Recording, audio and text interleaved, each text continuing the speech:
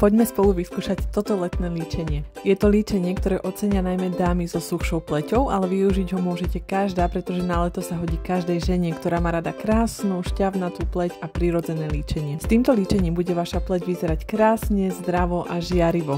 Čo potrebujete?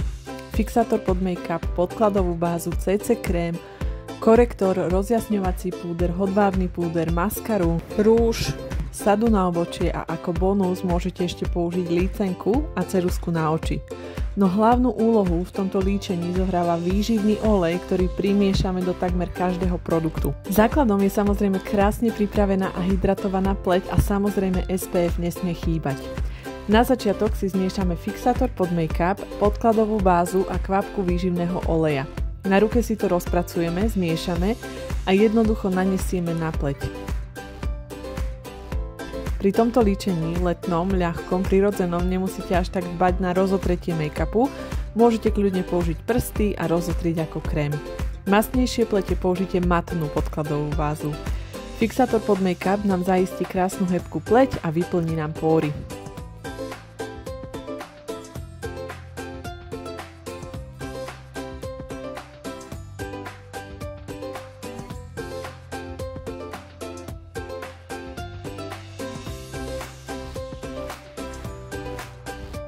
Potom nanesieme jemnúčku vrstvu CC krému v strednej oblasti tváre, teda pod očami, líčka a nos. Ešte viac nám to rozjasní pleť. Pri tomto letnom líčení nám ide hlavne o to, aby pleť na slniečku vyzerala krásne, sviežo a aby mala krásny zdravý lesk. Potom si rovnako na ruke rozpracujeme korektor pod očí v odtieni Nude Blush. Znova kvapneme kvapku výživného oleja, vďaka čomu sa naša pleť nevysuší, ale naopak krásne prehydratuje každou vrstvou, ktorú na ňu nanesieme. Toto celé jemne vklepkáme pod oči a popri nose.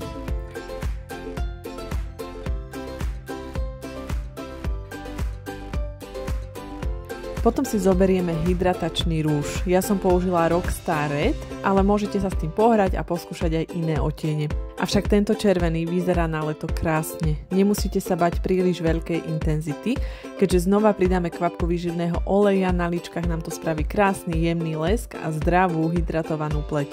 Intenzitu si tvoríte sami, tým, koľko toho nanesiete. Jemne vklepkáme na líčka tak, aby to bolo prirodzené.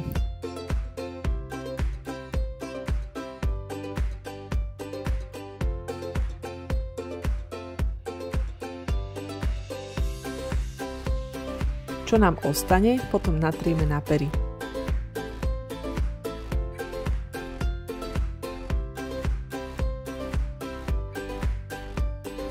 Zoberieme si hodvábny púder, naberieme na štetec a najskôr vklepkáme len do T-zóny, ktorá sa najčastejšie mástí, čiže čelo, nos a brada.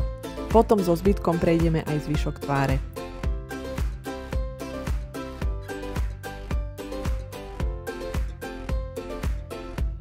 Potom zoberieme ešte rozjasňujúci púder, ja som použila Glazed a iba jemnúčko naniesla na koniec líčka, nie príliš pod oči. A tiež jemne nad peru a na spodnú peru. Urobí to krásny plážový mokrý look. Nakoniec, ak chceme ešte troška výraznejšie pery, tak nanesieme ešte rúž, rovnaký ako sme použili na líčka, ale nenanesieme ho len samotným rúžom, ale rozotrieme ho prstami. Bude to vyzerať oveľa prirodzenejšie. Na očné viečka ešte použijeme rozjasňujúci púder Glazed, ktorým si prebehneme celé viečka. Vyzerá to na opálenej pleti nádherne a prirodzene.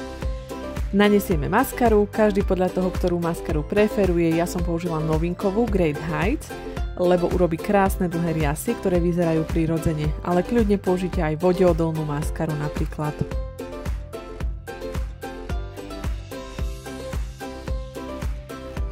Potom upravíme obočie sadou na obočie, najskôr použijeme tú prvú farbu, ktorá je gelová a ňou si vykreslíme chýbajúce chlopky.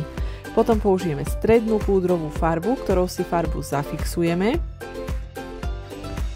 a nakoniec použijeme bielu farbu pod obočie. Ak sa vám to bude zdať málo, môžete použiť ešte ceruzku na oči, ktorou si urobíte len jemnú linku.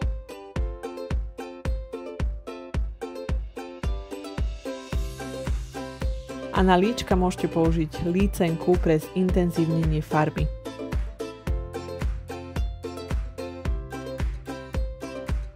No a takto bude vaša opálená pleť nádherne žiariť a vyzerať prirodzene a šťavnato.